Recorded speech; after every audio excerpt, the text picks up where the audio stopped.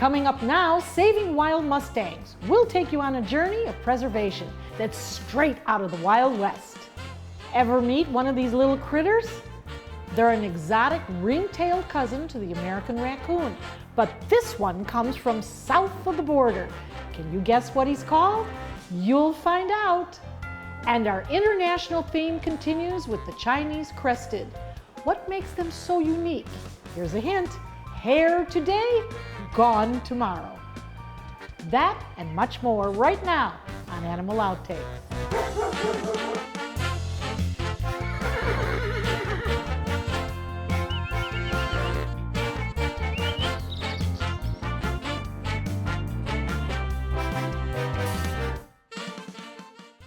Hello and welcome to Animal Outtakes. I'm Marcia Panucci, and this is my great buddy Zeus. We've got a wonderful show lined up for you today. We start off with an American story of survival, the wild Mustang. They are as much a part of our natural history as the buffalo or the grizzly bear, but sadly, many of them face a cruel and painful life. Fortunately, efforts to preserve and protect them are going well.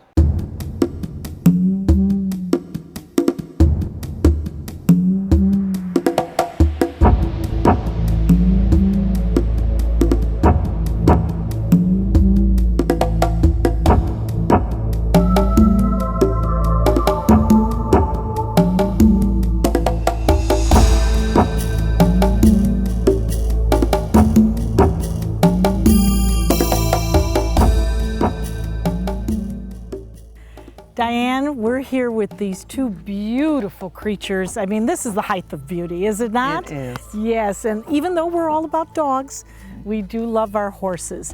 And you have been rescuing these Mustangs for quite a while. Why did you do it? About 28 years ago, I got involved with wild horses. And then about 16 years ago, I found that a lot of people were abusing them and misunderstanding them. And we actually became a nonprofit, and now we have a full center with about 57 Mustangs and some burros and dogs and pigs and chickens. Mustangs are an American legacy with a fascinating and often controversial history. The wild horses that we have out west right now are remnants from back in the 1500s all the way through time. And a lot of these horses are mixed breeds, from draft horses to cavalry horses.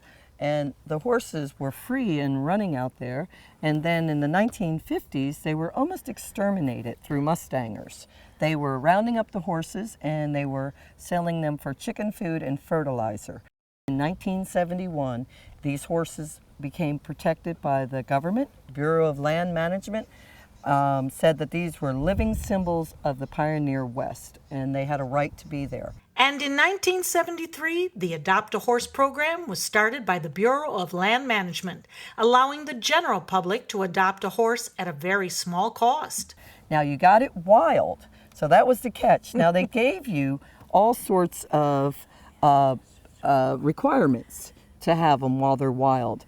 And most of the people that have failures with these horses are not within the requirements. Today, the Bureau of Land Management holds auctions all over the country. And although you can still purchase Mustangs cheaply, like any horse, they are a lot of responsibility. They come in through the Bureau of Land Management, brings these horses to the East Coast with satellite adoptions, and that's how we ended up with the Mustangs. But sometimes Diane is asked to step in and rescue Mustangs that aren't in the best of circumstances. And that's what happened with Hope. Sadly to say, she was a rescue, a just horrible story of a rescue horse, her and two others. Diane renamed those three starving and abused horses Faith, Promise, and Hope, because these Mustangs needed a name to live up to. We always rename them so that they can have a new start. Hope was named Hope because it took 7 people to get her to stand up.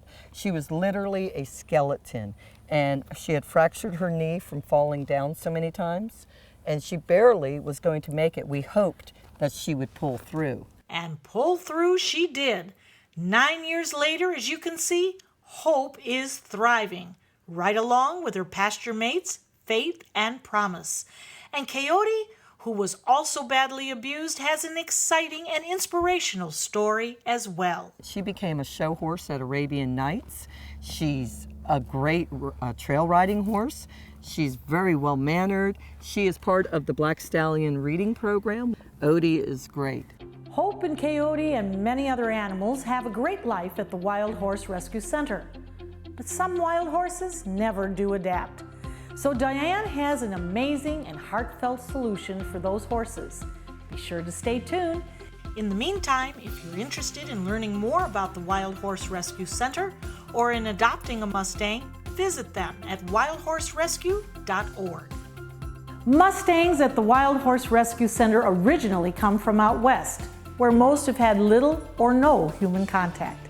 At the center, they receive good care, are gentled up, and most of them enjoy people. But for some horses, it turns out less is more.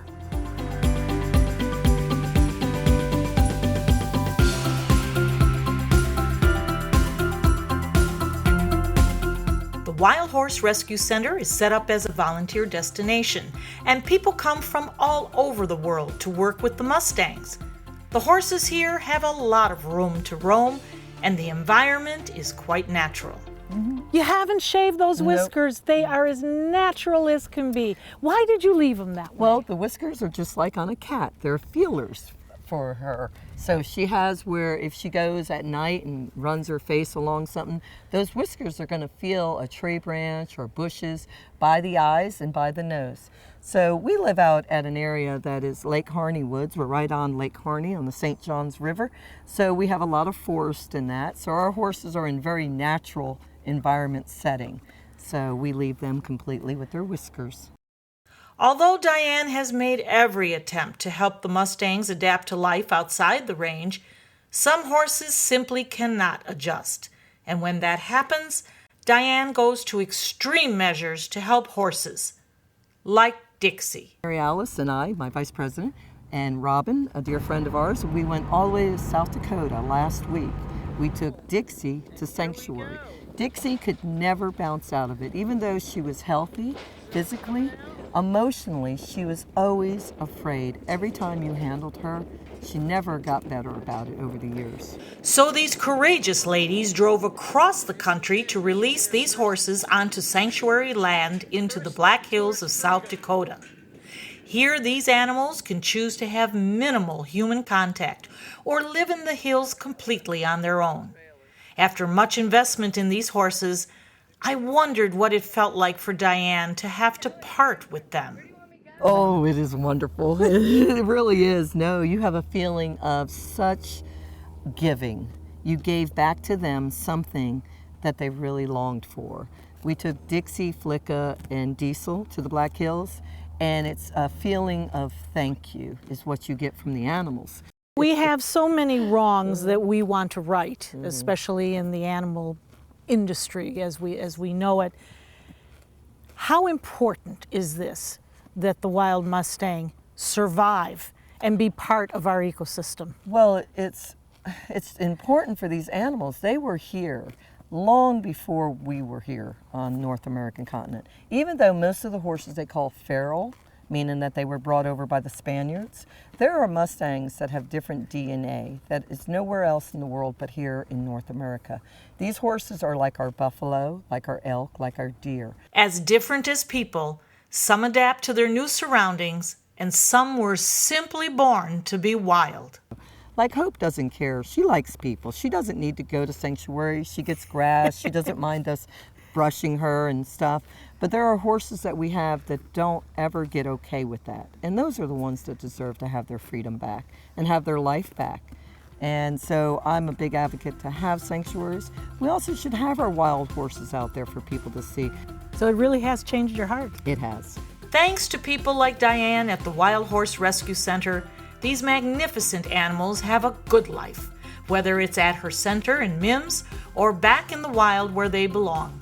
If you're interested in volunteering to work with the Mustangs or would like to adopt one, visit wildhorserescuecenter.org.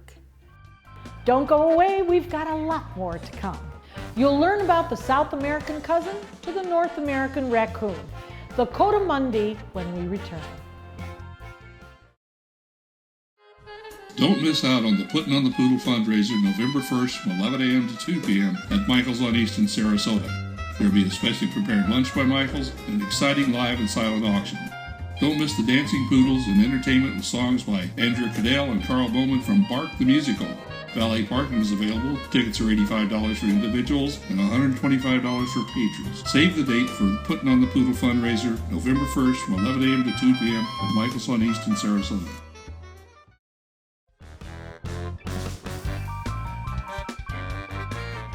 Welcome back to Animal Outtakes, where we take you on an animal adventure. Now we head down south, really far down south, to South America, where we find a cuddly little creature called the Coatimundi. We caught up with one right here in the States in this week's Animal Adventure.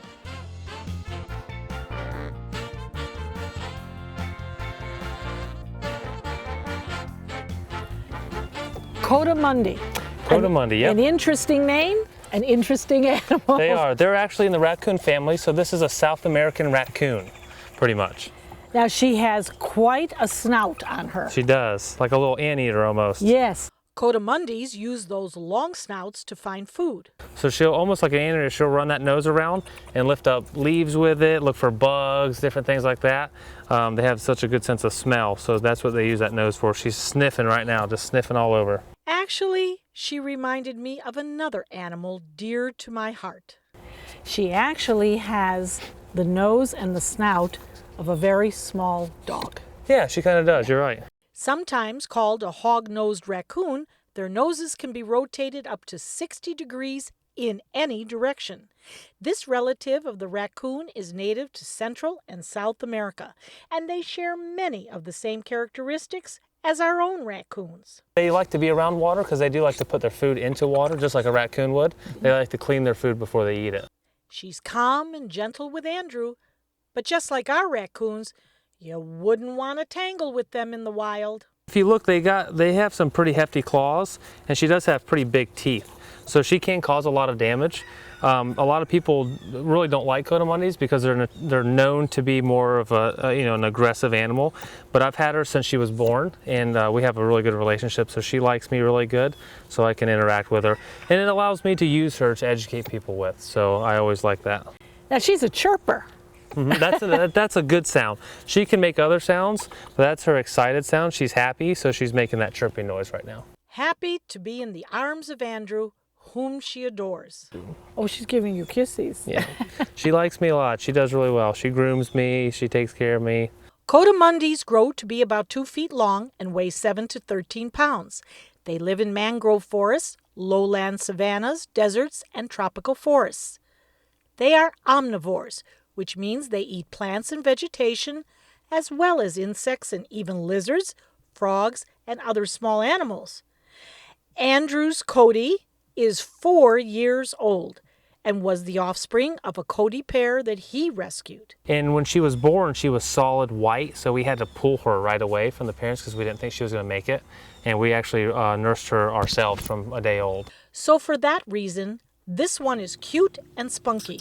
But in general, Coatimundis do not make good pets and are better left in the wild. They're not a super aggressive animal, but they're very protective and defensive. So if they feel threatened, then they can become pretty dangerous. And how long do you think she's going to be your pal? Well, she'll spend the rest of her life here with us, and they'll live, 15 years. So she's only 4 now, so she's got a good 10 years ahead of her. And I bet if we came back, she'll be just as feisty as ever. Oh yeah, she will. Coatimundis are very social animals. They live in large groups called bands, which may be made up of 4 to 25 individuals. Most of their days are spent looking for food, grooming, or resting. At night, Coatis sleep in the treetops. They have double-jointed ankles, which allow them to come down from the trees head first. Each week, we introduce you to a VIP, very important pet, that is. And this week, a cute little canine owned by a prominent doctor who thinks that this dog holds the cure to happiness.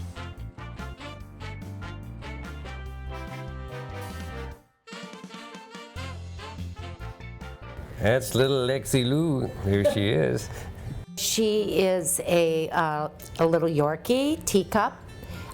She's about a year and a half, and she weighs about 3.5 pounds. I love she just loves to kiss you.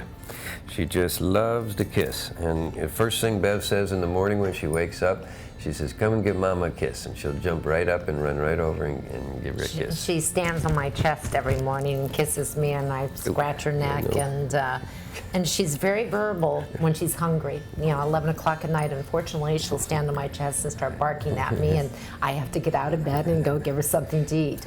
Because she doesn't have particular dining times. She kind of eats when she wants to.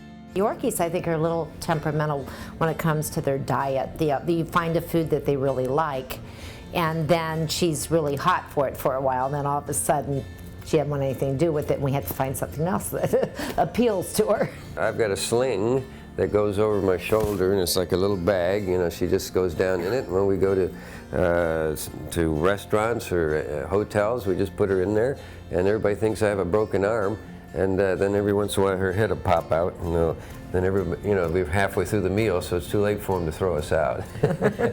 I want to point out that I have not pierced my dog's ears.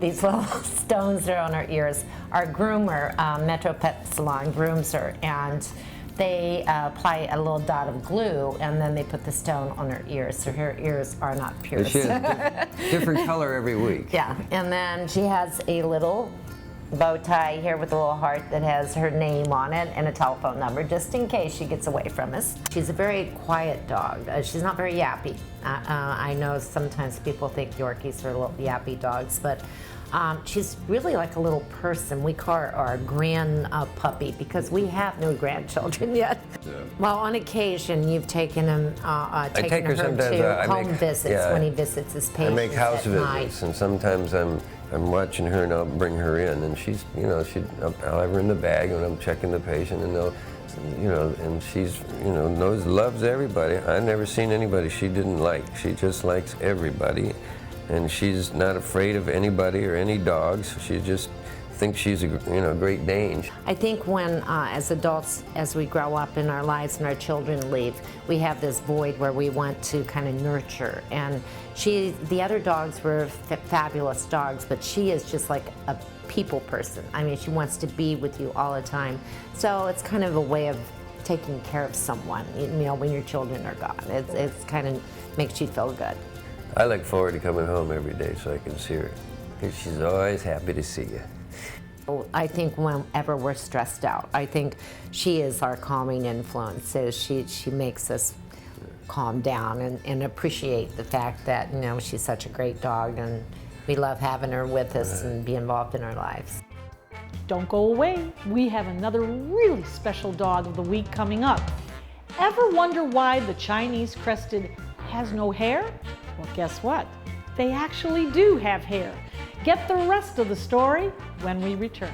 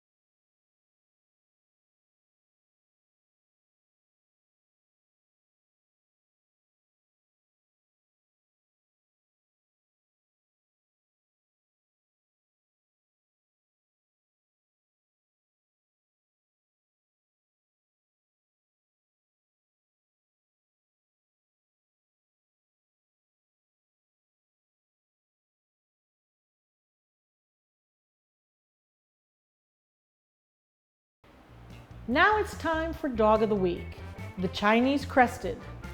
This little guy gets a lot of bad press. The hairless variety, often called the ugliest dog in the world. But did you know some varieties do have hair? And hair or not, they're as cute as can be.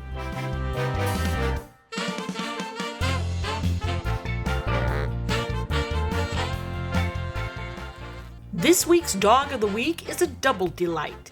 Ginny Doris brought 2 of her champion Powder Puff Chinese Cresteds. You heard that right, Powder Puffs. Ginny, we are here with 2 of the most beautiful powder puffs that you could possibly have. I have Cosmo. And I have Liz, and she is the mother of Cosmo. And these are Chinese Crested. Correct. They are powder puff Chinese Crested versus the hairless Chinese Crested. Now we have seemed to identify the Chinese Crested as a little bit more identifiable. Yes, but these, obviously the ugliest dog in the world most of the time. Well, there the is tongue no hanging ugly, out the side of the mouth. There's yes. no ugly dog, right? We are moms, we don't see that. Ugly or not, these dogs are doing something right because they've been around for a very long time. Actually, this breed goes back to the 12th century, and they did not originate in China. In fact, there was no dog looking like them in China. But they got the name of Chinese Cresteds because the Chinese would sell them to passing ships. In fact, this dog is believed to have evolved from the African hairless dogs. Favoring small dogs, the Chinese selectively bred the African hairless to a smaller size, and as Ginny mentioned, the dogs were traded among sailors and merchants. They don't shed. They're hyperallergenic as well. Both of these dogs are licensed therapy dogs, so they go to nursing homes and things like that. Their gentle temperament make them good service dogs, but they make great house or condo pets as well. They're generally good with children, good with other pets, and easily trained. Well, my dear, you are perfect, and you did a good job. They both did a good job, and you'll notice we were sitting under cover. Believe it or not, the hairless Chinese crested dogs can get a sunburn, so many owners slather their dogs with baby sunscreen. It's not as much of an issue with the powder puff variety, but dog owners everywhere should be aware of possible sun damage, especially with their less than furry friends. Don't go away. It's time to see the doctor when we come back.